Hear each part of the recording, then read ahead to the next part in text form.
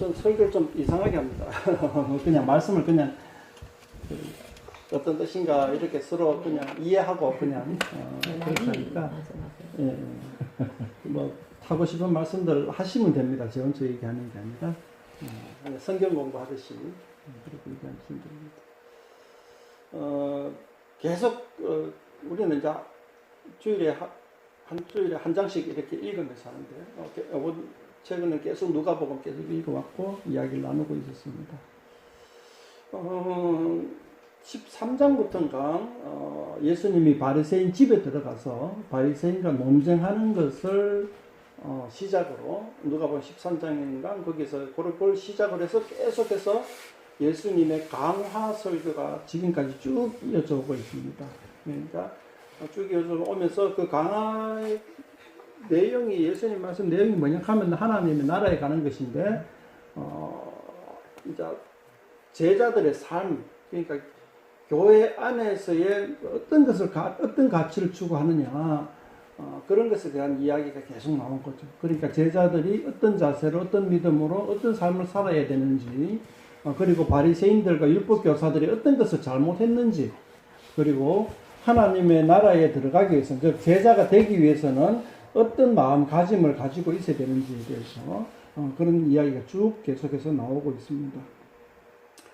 그러니까 돌이켜 생각해 보면은 누가복음 13장에서 지금까지의 이야기들은 어떤 제자들의 인격적인 삶에 관한 이야기들이 많이 나온다.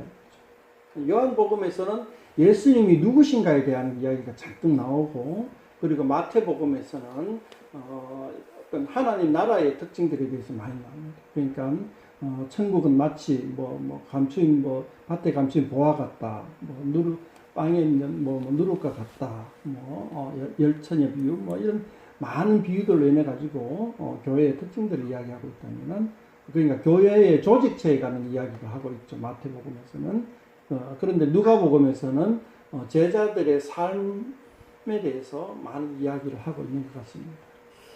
오늘 18장에서도 이제 마지막 강화설교 쪽으로 들었습니다. 그러니까 이제 19장부터는 예수님이 예루살렘에 가서 십자가에 못 박혀 죽으시는 사건 위주로 전개되고 있는데 18장까지는 이제 예수님 이제 그 강화설교가 쭉 이어지고 있는 부분의 마지막 부분이죠. 자, 마지막 부분에서 이제 예수님이 1절에서 8절까지를 보면은 이제 기도의 자세에 대해서 나오죠, 그죠? 기도하고 낙심하지 말아야 할 것을 비유로 한다. 우리는 이제 1절부터 8절까지를 보면서 어떤 기도의 자세를 배웁니다. 그런데 정진이는 이 부분 읽어보면서 어떤 생각이 들었습니까? 18장.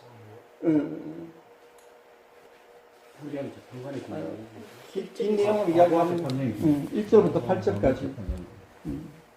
그냥 계속 기도하면 들어주신다.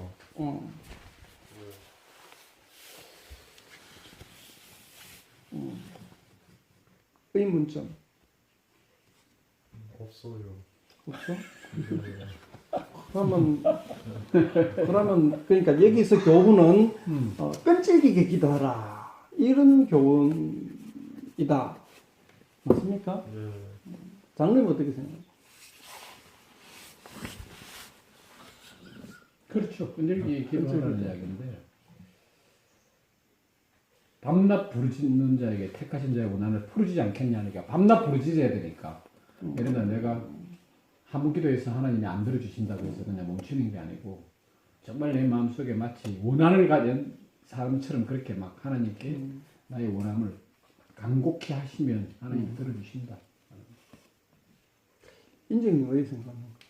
이 1절에서 8절까지 교훈이 뭐라고 생각합니까? 저는 들어줄 걸 굳이 그렇게 막 열내가지고 기도해 들어주는데 어차피 들어줄 것 같으면 이래저래 들어주는 마찬가지인데 굳이 그렇게 사람을 기도 뒤집어 해가지고 들어줄 필요 있나? 그런 논점이 좀 있는 것 같아요. 그러니까 우리 인간적인 생각이 그런 생각 들잖아요, 그죠? 근데 이 본문은 뭐라고 얘기하는 것입니까? 본문은 자세히 안 봐요. 저는 이런 생각이 듭니다. 이거 사실은 간절히 기도한다는 것도 중요하지만 과부도 예를 들면 내가 재판관한테 찾아갔잖아요. 예, 예. 무슨 가야 돼. 음. 자기 재판관 앞에 가서 뭐 부르짖든지 뭐 땡깡을 치든지 땡깡을 쳤다는 이야기인데 결국은 우리도 하나님 옆에 가야 된다는 거지.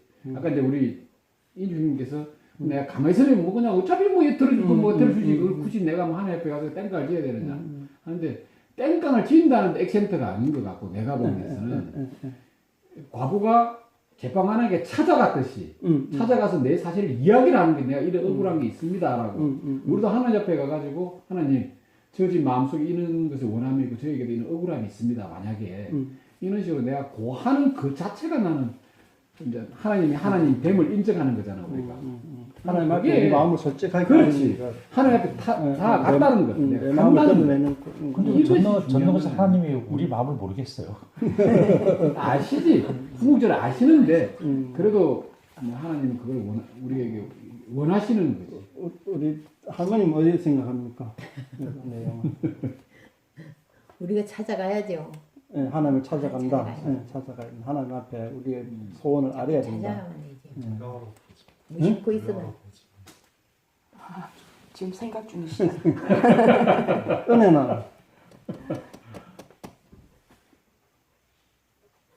은혜는 어떻게 생각해? 기도 열심히 해야 된다.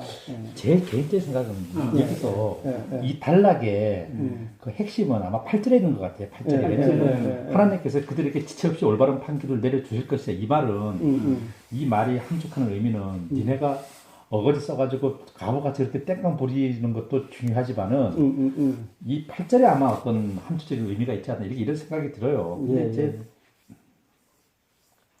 근데 과연 이렇게 또까지 사모님 생각 어떠신데?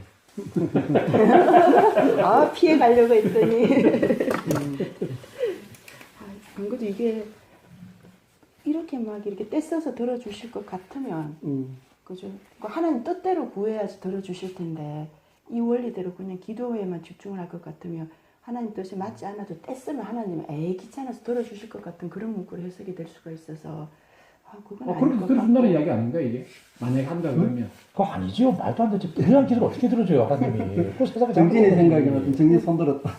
억울한 게 있다는 거예요. 내가 정진이 이야기 안 들어. 정진아, 이 1절에서 8절까지의 교훈은 뭐라고 생각하니? 우리에게 주는 교훈, 신앙의 교훈. 아니. 이 문장 안에서 교훈. 그냥 우리 생각보다도 요 1절에서 8절까지 누가의 의도는 뭐라고 생각하니? 누가가 생각한 교훈은 뭐라고 생각해? 열심히 기도하면은 그냥 들어주신다는 것 같은데, 네, 그 모세가 하나님께 기도했던 것처럼 그렇게 말하는 거 아닐까요? 그러니까 기도 열심히 해라. 예, 예. 저는 원한을 풀어주지. 원한을 풀어주시리라. 그러니까 내 원한은 내가 풀려가기보다 하나님 뭐 그런 의도도 있는 것 같고. 근데 인자가 올 때 세상에서 믿음을 보겠느냐. 그러니까 그치? 이게 뻥집 말이지 이게 그런. 저도 거기에 어떤 포인트가 있는 것 같아요. 만약에 그래서- 그 지금 문단으로 이렇게 비교해 본다면은 위에 건 하나의 서론이고 결론이 그러니까 이 8절에 좀 함축되어 있는 것 같아요. 과부는 내 원한을 풀어주실 거라는 걸 알고 하나님을 찾아간 거죠. 재판장을 찾아간 거죠. 그러니까 우리도 이런 믿음을 보겠느냐. 그러니까 믿음을 믿음이 가지고 있어서 기도를 한 거지. 과부도 그러니까 불의한 재판관이지만 내가 이렇게 간곡히 원하면 해주고. 저 사람도 풀어줄 거다, 내가 들어줄 거다 하는 믿음이 있었던 거지. 그 이야기 하는 거 아닌가 이게? 우리가 하나님 앞에 갈 때도 하나님이 내가 이렇게 간곡히 기도하면 하나님 반드시 내 기도에 응답해 주실 거다라는 걸 믿어. 그래서 믿음을 보겠느냐 이렇게 이야기인 거 같은데. 믿음을 가지고 기도해라 이게 끝까지. 나 그런가? 저는 인주님하고 의견이 비슷한데 그러니까 포인트가 이제 결론이 이제 8절에 있다라고 생각을 하거든요. 그러니까 이제 이게 그 대꾸가 아니고 정규 대꾸와 대조의 차이 뭐고? 됐고, 이런들 어떠하리 하고 저런들 어떠하리 하는 게 됐고, 대조는 네, 그냥 차이 말대로 말 그대로 차이. 대조는 비교. 대꾸는 비슷한 거, 같은 거를 나열한 거고, 어. 대조는 반대되는 거를 아. 보여주는 거. 맞나, 정진아? 네. 근데 여기서는 대꾸가 아니고, 대조, 저도 이제 말이 막 꼬인다. 대조라는 것이지. 그, 세상의 불의한 재판관하고 하나님하고 대꾸가 아니고 대조라는 거죠. 그러니까 불의한 재판관은 끝까지 안 들어줘도 할 수 없이 들어주는데 하나님은 불의한 재판관 같지 않고 그냥 당연히 들어주신다. 인조형님 말씀하신 것처럼 그 굳이 뭐 열심히 기도 안 해도 하나님은 단박에 들어주신다. 어떤 그러한 이야기를 풀어내고 있지 않는가 이렇게 생각을 해보고요. 그 다음에 자 여기서 이제 우리는 지금 그 세뇌당 상태, 그러니까 이제 기존 교회에서 너무나 이 기도 생활에 대한 익숙한 그 교훈들을 많이 받아왔기 때문에 이 본문에도 거기에 대해서 이제 기도에 대해서 포인트가 사실은 기도가 포인트가 아니고 원한을 풀어준다는 게 포인트. 제 생각입니다. 원한을 풀어주는 게 포인트입니다.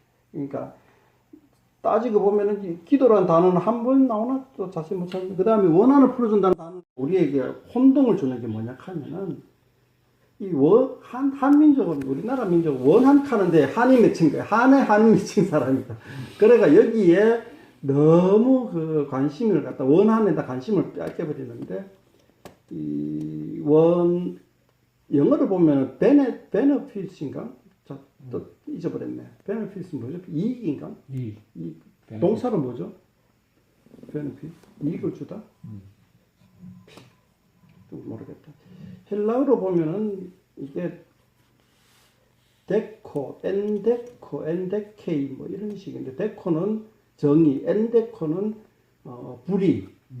근데 이 엔데코가 불인데 엔데케이에서 해가지고 와전돼 가지고 불의를 풀어주다, 불의를 바로잡다 이런 뜻입니다. 그러니까 이제 불의를 바로잡아 준다 하는 뜻으로 한번 원한을 풀어주소서 하는 말 대신에 불의를 바로잡아 주소서 하는 말로 한번 바꿔봐가지고 한번 문장 전체를 읽어보자 이거죠. 그랬을 때 이제 우리는 그 원한이라 하는 단어의 그 마음을 안 빼앗기고 본문에 좀 읽어내려질 수 있지 않나 싶은 거예요. 그러니까 이제 원한이라 하는 거는 뭐냐 하면은 그 한이 뭡니까? 억울한 거잖아요. 우리나라식으로 풀이를 하면 그래요. 이제 우리나라 단어로, 조선 단어로 풀이하면은 그렇다는 거, 억울함을 풀어주는 거죠. 그 억울함은 뭐냐? 내가 옳은데, 당신이 당신이 불의하고 나는 옳은데 거꾸로 됐다는 거죠. 그렇기 때문에 원한이 사무치는 거예요. 한이 사무치는 거예요. 자기를 갖다가, 자기의 결백을 알아주지 못하는 게 한이잖아요. 그래 이제 다시 하면은 이제 그 불의를 갖다가 바로 잡아주소서 하는 거예요. 이거 그런 뜻이니까. 그러니까 한을 갖다가 거기에 이제 이미지를 떠오르지 말고 정의와 불의를 갖다가 떠올려 보자는 거죠. 그러니까 불의를 바로 잡아주소서 하는 이야기로 쭉 내려가는 거예요. 그러다 보면 이제 과부가 예를 들어졌지만은 실제로는 불의를 바로 잡아줘서 하는 거는 마태복음에 나오는 것처럼 정의의 굶주린 자가 할 수 있는 기도라는 거예요. 그러니까 이 세상을 정의롭게 해주세요. 그러니까 나쁜 놈을 나쁘다, 옳은 놈을 옳다라고 해주세요 하는 거예요. 그런 내용들을 가지고 기도를 하는데 하나님이 이제 7절에도 보면은 불의를 바로 잡아주지 않겠느냐. 밤낮 부르짖는 택하신 자들의 불의. 택하신 자가 누굽니까? 정의를 추구하는 사람들. 옳음을 추구하는 사람들. 옳음을 추구하는 사람들이 언제 이 엉터리 된 불의가 판을 치는 세상을 바로 잡아주겠느냐. 하나님한테 기도하는 거예요. 하나님 이 세상이 정의로운 세상이 되게 해주세요라고 기도하는 거죠. 그랬을 때에 하나님이 대답을 안 해주겠느냐. 근데 이제 그래 놓고 이제 8절에 보면은 때가 이상한 거예요. 속히 그 원한을 풀어주리라 해놔놓고는 그러나 인자가 올 때에 인자가 언제 옵니까? 예수님이 재림할 때, 즉 말세지 말. 이 인자의 때가 어디서 보냐면 17장에서도 마지막 인자의 때가 계속 나오잖아요. 바리새인이 하나님의 나라가 어느 때에 임합니까? 제자들이 하나님의 나라가 어디로부터 옵니까? 이렇게 질문하는 그걸 받아가지고 인자의 때가 8절에 보면 나오는데, 그렇게 따지고 보면은 18장 1절에서 8절까지는 17장하고의 한 묶음을 대는 거예요. 그러니까 이렇게 이제 18장, 17장 떨어져 나가지고 다른 내용 같은데, 실제로는 8절까지가 17장 후반절하고 같은 묶음에 들어가야 되지 않느냐, 이렇게 보는 거예요. 거기다가 저는 이제 더 나아가서 이 내용들이 아까 이야기한 것처럼 예수님의 강화설교의 제일 마지막 부분이라 그랬잖아요. 제일 마지막 부분에서 이걸 얘기하는 것은 뭐냐 하면, 이러한 모든 현상들에 대해서 예수님이 다 바로잡아 줄 것이다 하는 그런 이야기들로 마무리를 지어가고 있지 않는가, 이렇게 한번 보는 겁니다. 그래서 이제 마지막 때까지 예수님이 이제 다시 오실 때에 이 엉클어진 것을 다 바로잡아 줄 것이다 하는 이야기를 하고 있지 않느냐, 이렇게 보는 겁니다. 그런데 세상에서 믿음을 보겠느냐, 그러니까 세상에서 정의를 추구하는 사람을 보겠느냐, 이거죠. 이 엉터리 세상에서 다 그 사기쳐가 돈 벌려고 하는 사람들밖에 없지 않느냐. 정말로 정직하게 정의를 이렇게 억울함이 없이 원한이 없는 세상을 갖다가 추구하는 사람들을 볼 수 있겠느냐라고 질문을 하고 있습니다. 저는 그렇게 한번 봤어요. 1절에서 8절까지 내용을. 근데 이제 우리는 이제 이 교훈을 대부분 이제 전통적으로는 기도의 자세에 대해서 가르친다고 이제 우리는 보고 있는데, 저는 그것보다는 마지막까지 하나님 앞에 어떤 그 기도의 내용, 그러니까 원한을 푸른다, 그러니까 불의를 바로잡는 것을 기도해야 된다. 우리는 끝까지 기도하는데 내 개인의 필요를 갖다가 구하는 것이 아니라 하나님 나라가 바로 서는 것을 구하는 것. 그러니까 불의를 바로잡아 주소서, 이렇게 이제 헬라어 원어는 그래요. 불의를 바로잡다. 불의를 바로잡아 주소서, 이런. 그 구체적으로 깊숙이 따져보면 그 뜻이나 원한을 풀어줘서 하는 같은 뜻이에요, 그죠? 그런데 사전적으로는 같은 뜻이지만은 우리가 느끼는 정서적 감정은 완전히 다른 거예요. 원한을 풀어줘서 하는 거는 완전히 개인적인 것 같고, 불의를 바로잡아줘서 하는 거는 사회적인 것 같고. 자, 1절에서 8절까지 내용 갖고 너무 시간 많이 끌었대. 이제 9절에서 저 부자 관리 30절까지의 내용은 9절에서 14절까지는 겸손을 이야기하는 것 같고, 15절에서 30절, 이제 17절까지도 겸손을 이야기하는 것 같고, 18절에서 30절까지는 헌신을 이야기하는 것 같죠, 그죠? 자, 이 9절에서 14절까지는 겸손, 15절에서 17절까지도 겸손인데, 앞에 문단에서는 자기를 높이는 자는 낮아지고 자기를 낮추는 자는 높아지리라 하는 교훈, 즉 레벨의 차이인 것 같고, 15절에서 17절에는 하나님의 나라에 들어가지 못하냐 들어가느냐, 그죠? 하나님 나라의 시민권을 획득하느냐 못하느냐의 차이인 것 같아요. 그러면 두 개 다 겸손이라는 것으로 묶을 수가 있느냐 하는 질문들이 완전히 다른 내용인 거잖아요. 하나는 어떤 그 레벨의 차이, 하나는 신분의 차이를 이야기하고 있는 거죠. 근데 이제 저는 같이 묶고 싶어요. 같이 묶어가지고 똑같이 그 신분의 차이라고 이야기하고 싶어요. 앞에는 보면은 14절에 보면은 그 14절 전반절에 보면은 이 사람이 의롭다 하심을 받고 그의 집으로 내려갔느냐. 의롭다 하심을 받고 가는 건 우리는 이제 구원, 즉 하나님 나라에 들어간다는 얘기죠. 하나님의 나라에 들어가심을 받고 높아진다. 이 바리새인 같은 사람은 9절에 보면 자기가 의롭다고 믿고 다른 사람을 멸시한다. 이런 사람은 이제 낮아진다. 낮아진다는 말은 하나님 나라의 시인권을 박탈당했다는 의미로 저는 한번 생각을 해봅니다. 그렇게 생각을 해보면 이제 19절에서부터 17절까지는 하나님의 나라에 들어가기 위해서는 우리가 어떤 마음 자세가 필요한가? 겸손의 마음 자세가 필요하다. 겸손의 마음 자세는 그냥 레벨 상승이 아니고 믿음의 어떤 그 수준의 상승이 아니고 하나님 나라에 들어가기 위한 필수 조건이다. 이렇게 보여지는 거죠. 어린아이 같이 받아들이지 않는 자는 결단코 거기 들어가지 못하게 하는 것은 단순히 겸손한 그 마음의 자세가 문제가 아니라 이 겸손이라는 마음이 하나님 나라에 들어가기 위한 그 핵심 요소다라는 거죠. 이것이 없으면 그냥 좀 저급한 백성 이게 아니고 백성이 아니게 돼버립니다. 뭐 저는 이제 그렇게 보고요. 이제 적용을 좀 해보자면은 죄송합니다. 제 혼자 또 막 이야기해가지고 싹가처럼 이야기를 해야 되는데 9절에 자기를 의롭다고 믿고 다른 사람을 멸시하는 자들 사실은 현대를 살아가는 사람들은 99.99%가 자기가 의롭다고 생각하는 사람이에요. 그죠? 자기가 불의하다고 생각하는 사람은 아직 글쎄요. 제가 기억력이 없어서 그런지 몰라도 아직 보지를 못한 것 같아요.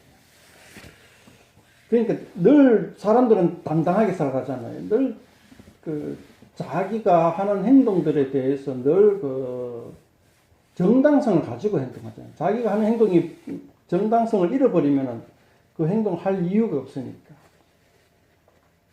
그런데 여기서 보면 자기를 의롭다고 믿고 다른 사람을 멸시하면은 하나님 나라에 들어가지 못한다고 얘기해요. 저는 이제 늘 그 이야기를 해요. 그냥 전도할 때 늘 이 마음을 관심을 이 말을 갖다가 그 염두에 두고 해요.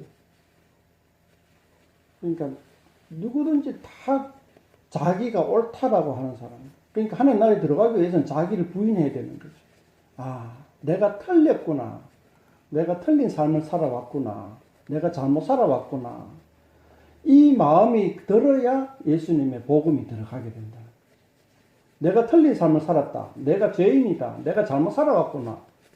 그러면 어떻게 할까? 그럼 어떻게 해야 되나? 내가 인생을 헛되게 살았는데 이제 남은 나이는 몇 년 안 남았는데 몇 년 안 있으면 이제 이 삶이 끝이 나는데 이런 상황에서 내가 인생을 헛되게 살았구나 하면 이제 막막한 거예요. 그런 마음을 가진 사람만이 예수님한테 아이고 하면서 예수님 붙들 만한 마음이 생긴다는 거죠. 아니면 내가 뭐 낸데 하면서 사는 사람은 예수님이 필요 없는 거예요. 그래서 저는 전도할 때에 자기를 부인하는, 자기 삶을 부인하기까지 설득을 해요. 당신의 삶이 지금까지 어땠습니까? 돌이켜보면 만족합니까? 아니면 뭐 그런 식으로 질문을 많이 던지기죠. 그래가지고 내가 참 인생 헛살았다. 그럼 이제 그 다음에 이제 인생이 다 그렇지 뭐 안 그런 사람 있나 하면은 또 거기서 또 멈춰버리는 거예요. 거기서 또 희망을 찾아야 돼. 그러면 아직까지도 내게 희망이 있나? 인생에 의미 있는 인생이 될 수 있는 기회가 있나? 라고 질문을 또 던지도록 해야 돼. 뭐 인생이 다 그렇지 뭐 그냥 흙으로 왔다 흙으로 돌아가고 끝나버리지 뭐 하면서 캐서락하면서 그렇게 지내버리면은 복음을 접하지 못하는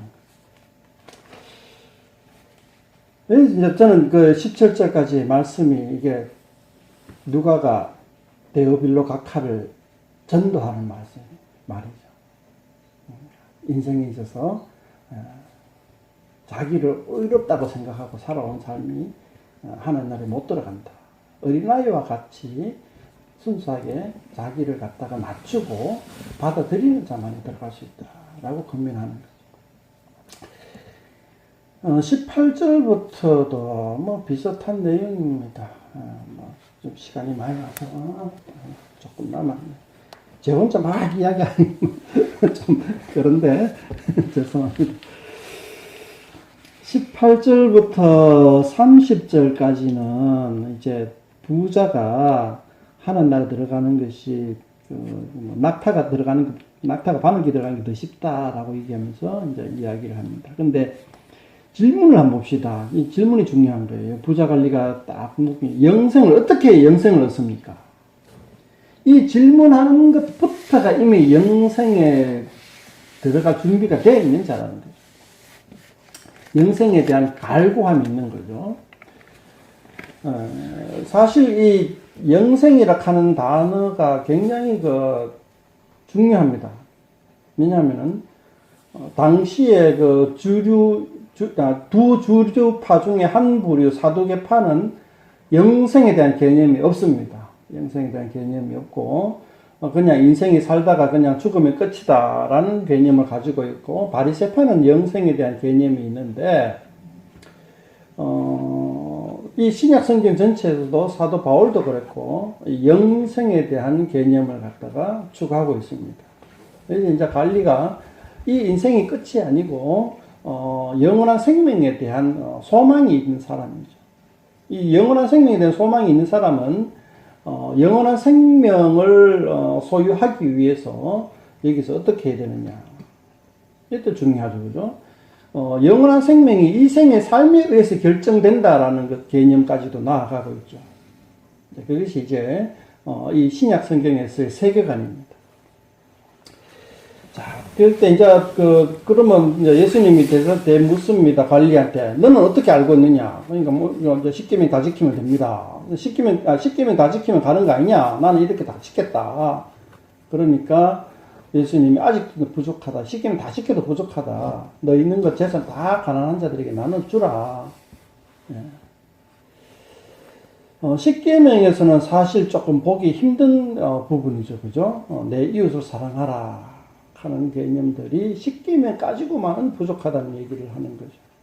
그렇게 해서 자기가 큰 부자이므로 듣고 근심하고 당장 결정을 못 합니다. 자기 재물에 대해서 당장 근데 다른 어떤 성경책을 쭉 복음서를 쭉 살펴보면 이 부자 관리가 누구냐 하면 예수님의 죽음을 처리한 아리마대 요셉이 아닌가, 이렇게 이제 성경 사복음서 이래저래 막 뒤져보고는 그런 식으로 이제 유추를 합니다. 이제 그렇게 해가지고 이 사람이 나중에 회개해가지고 이제 요셉이 회개해가지고 나중에 결국은 예수 공동체 안으로 들어오게 된 사람이다. 뭐 이렇게 이제 추정을 합니다. 자, 근데 이제 그러니까 이제 하나님은 하실 수 있죠, 그죠? 부자 요셉 같은 사람도 예수 공동체에 들어오게 하실 수 있는 능력이 하나님이 있다는 겁니다. 근데 이제 또 뭐 그렇게 해가지고 베드로는 나 다 버렸는데요 하니까는 잘했다 하고 이제 29절 30절에 또 결론이 나옵니다. 현세 여러 배를 받고 내세 영생을 받지 못할 자가 없느니라. 문제는 이제 버린다 하는 말에 대해서 우리가 너무 1차원적으로 생각하는 바람에 중세의 수도원에 들어간 사람들이 가족까지 다 내팽개치고 자기 혼자 수도성에 딱 들어가 버리는 그런 게 있는데, 너무 1차원적으로 생각하지 않았으면 좋겠어요. 29절에 이렇게 집이나 아내나 형제나 부모나 자녀를 버리는 거를, 이 버린다 하는 거는 우선순위를 두지 않는다는 얘기죠. 예수님도 자기 부모와 형제가 자기한테 찾아왔을 때 한참 설교하고 있는데 자기한테 찾아오니까, 내 말을 따르는 자가 내 형제요, 자매요, 부모다. 이렇게 얘기했잖아요.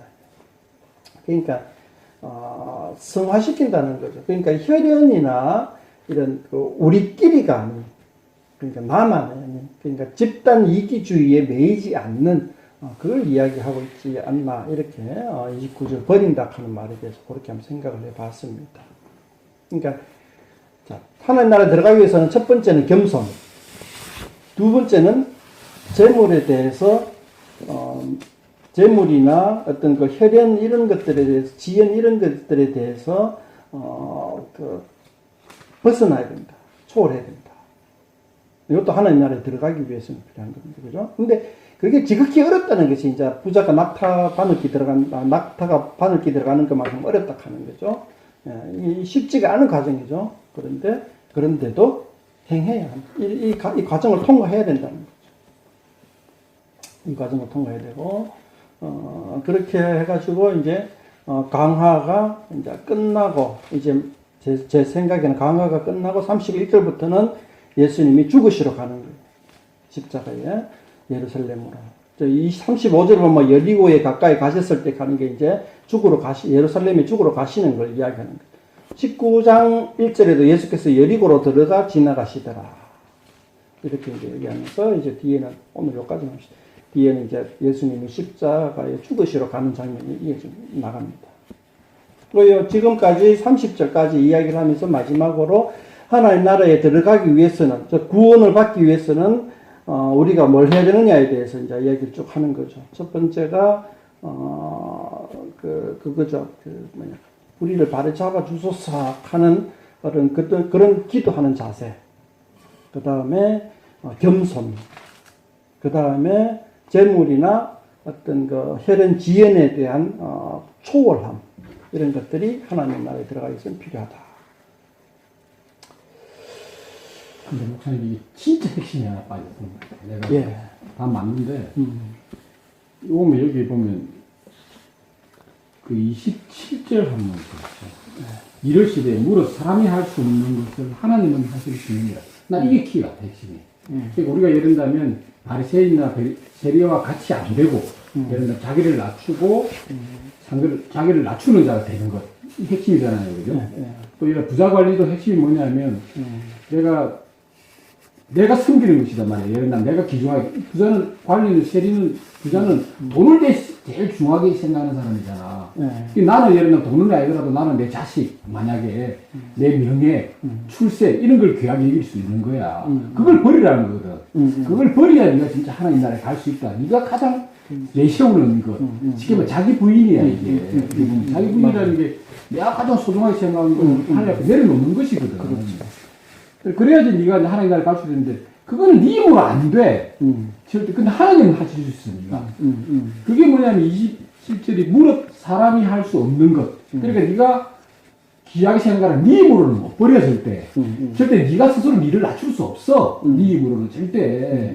내가 아무리 돌을 닦아도 네가 세리처럼 될 수밖에 없어. 네 스스로는. 그렇지만 니를 낮추게 하는 것, 그 다음에 내가 귀하게 생각하는 것, 돈, 명예 이런 거를 버릴 수 있는 것은 결국 뭐냐면 무릇 사람이 할 수 없어. 일은 할 수 없어. 네 힘으로 절대 안 돼.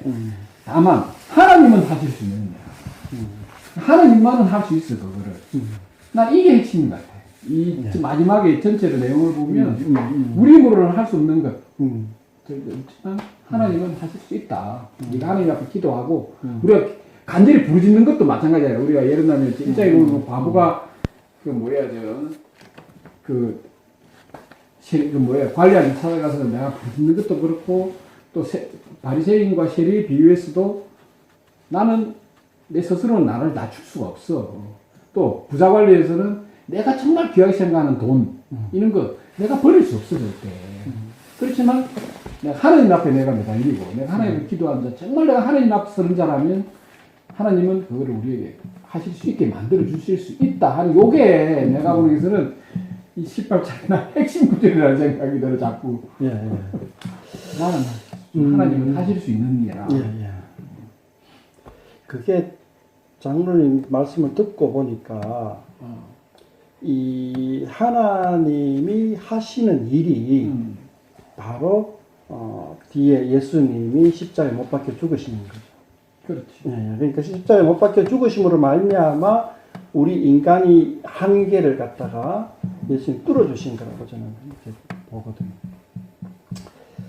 좋습니다. 인중이 어디서? 인중이 생각은? 저요? 아무 생각 없어요. 단지 그러니까 이제 하늘나라에 들어가는 이제 그 부자의 어떤 조건 그 다음에 세리와 그 바리새인의 그 조건 그리고 그 위에 그 과부의 원한 이제 이런 거를 이렇게 그 세 가지를 병합해서 이렇게 생각을 해보면은 거기서 도출될 수 있는 어떤 그런 결론하고 또 저번에도 한번 말씀드린 것 같이 로마서의 로마서의 사도 바울의 믿음으로 인한 구원하고 사실 논리적인 충돌을 일으키고 있다고요. 그러니까 누가 여기 지금 여기 18장에서 나오는 교훈하고 로마서의 사도 바울이 사도행전에서 가르쳤고 그다음에 갈라디아서나 로마서에서 가르친 그게 물론 이제 충돌이 일으키는 물론 그거 신학적으로 얼마든지 빠져치기 해가지고 보물을 쓰겠는데 아, 예.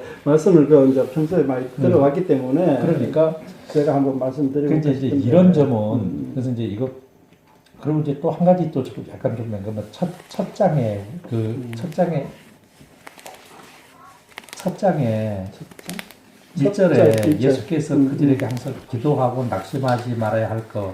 그러니까 이제 하나 쓴다던데 이게 이렇게 그러니까 과연 그래서 저는 이게 지금 진짜 이거 어떻게 받아들여야 될지 목사님 말씀대로 그런 의미도 충분히 도출해낼 수 있지만 아니 이거를 현실적으로 그럼 구원받을 사람 누가 있어 그러면 부자도 그 계명 다 지키고서도 부자 뭐그 종교는 그럼 대한민국에 전 세계적으로 구원받을 사람 아무도 없어요 그러면 그러니까. 그 누가 구원받아?